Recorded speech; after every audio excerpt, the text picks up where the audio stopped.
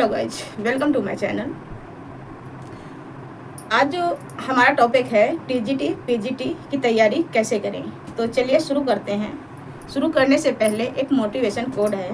जो पसीने की स्याही से लिखते हैं अपने इरादों को, उनके मुकद्दर के कागज कभी कोरे नहीं हुआ करते।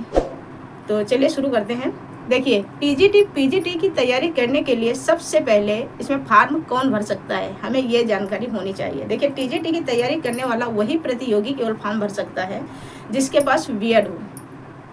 यदि बीएड है, बीएड बहुत से लोगों के पास तो बीएड होता है, लेकिन उनको ये नहीं पता होता कि सब्जेक्ट कॉम्बिनेशन क्या होता है। तो सबसे पहले हमें बीएड के बाद हमें ये देखना है कि हमें किस सब्जेक्ट से बीएड में फॉर्म भरना है, टीजीटी में फॉर्म भरना है। टीजीटी में फॉर्म भरने के लिए हमारे पास बीएड की योग्यता होना अनिवार्य है, नंबर 1। नंबर 2 में आपको किस सब्जेक्ट से भरना है, उसका सब्जेक्ट कॉम्बिनेशन क्या है, इसके बारे में हमें जानकारी होना चाहिए। दूसरे नंबर पे आपकी एज लिमिट क्या है, एज के अकॉर्डिंग हमें देखना है कि मतलब हमें हमारी एज क्या है। एज के अकॉर्डिंग टीजीटी में लगभग है 21 से 35 वर्ष की उम्र में आप फॉर्म अप्लाई कर सकते हैं।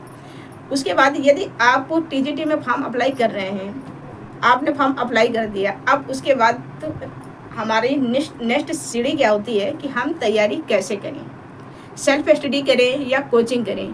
तो मैं आपको बता रही हूँ कि आपको अपने अकॉर्डिंग देखना है कि आप सबसे पहले आप किस तरह से आप तैयारी कर सकते हैं। यदि आपके पास आप मतलब स्टडी मटेरियल उपलब्ध है तो आप सेल्फ स्टडी भी कर सकते हैं, और नहीं है तो यदि आप बहुत सी चीज़ों से बचना चाह रहे हैं कि मतलब हम भ्रमित ना हो, तो आपको कोचिंग कर लेना चाहिए। जिससे कि कोचिंग करने से आपको क्या होता है, एक सही डायरेक्शन मिल जाता है, कम समय में अच्छी तैयारी हो जाती है।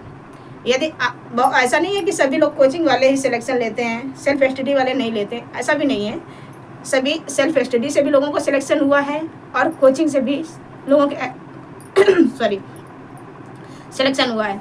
तो यदि हम लोग जब तैयारी कर रहे थे तो उस समय क्या था, कंपटीशन थोड़ा सा कम था, लेकिन अब हो गया है। सिलेबस भी थोड़ा सा, पहले क्या था कि पहले जब लोग तैयारी करते थे तो उनको ये खुद नहीं पता होता था कि मतलब किस तरह से तैयारी करना है, किस तरह से नहीं करना है। तो क्या होता था, 1-2 अटेम्प्ट देते थे और उन्हें जानकारी नहीं होने के कारण वो सफलता से वंचित रह जाते थे।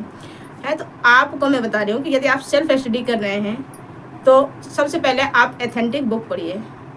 आप यदि एथेंटिक बुक पढ़ रहे हैं तो एथेंटिक बुक पढ़ना है तो आपको एक तरफ से नहीं पढ़ना, क्योंकि बहुत मोटी मोटी किताबें होती हैं और लोग देखिए किताबों का समंदर भरा हुआ है।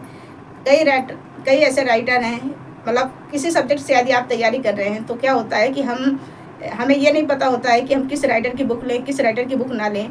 तो मैं आपको किसी दिन आपको आपके सब्जेक्ट अकॉर्डिंग मैं बुक्स का मतलब वीडियो प्रोवाइड कराऊंगी कि जिससे कि मतलब आपको भ्रमित ना होना पड़े। और जैसे कि सोशल स्टडी से यदि बहुत से लोग हैं तैयारी करते हैं, उनको ये नहीं पता होता कि हमारा सब्जेक्ट कॉम्बिनेशन क्या है। मैं किसी दिन इस टॉपिक को लेके भी आपको डिस्कशन करके बताऊंगी कि आपको किस तरह से, किस टॉपिक पे, किस समय, कौन से सब्जेक्ट के छात्र फॉर्म भर सकते हैं।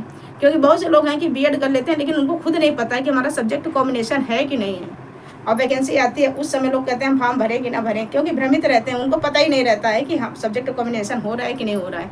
क्योंकि वैकेंसी आती है उस समय मतलब लोगों को बस यही होता है हमें फॉर्म अप्लाई करना है, उन्हें यही नहीं पता होता है सब्जेक्ट कॉम्बिनेशन क्या है ना। इन सब चीज़ों को ध्यान में रखते हुए किसी दिन मैं आपको इस टॉपिक पे वीडियो बनाऊंगी और बहुत डीप बताऊंगी, जिससे कि आपको भ्रमित नहीं होना पड़ेगा। और सेल्फ स्टडी और कोचिंग के लिए जैसे है, तो मेरा टॉपिक यही था, तो आउट ऑफ मुद्दा हो गया।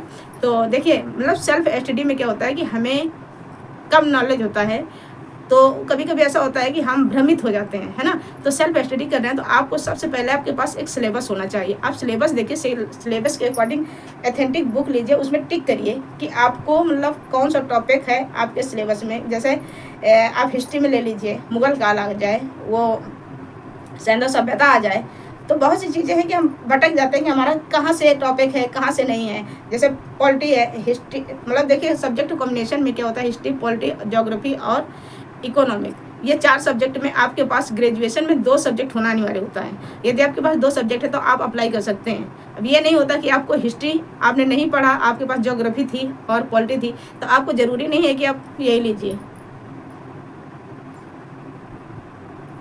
है तो यही था, और आज की वीडियो यहीं तक। यदि आपको वीडियो समझ में आए, अच्छी लगे, तो वीडियो को लाइक एंड चैनल को सब्सक्राइब करें। धन्यवाद आपका।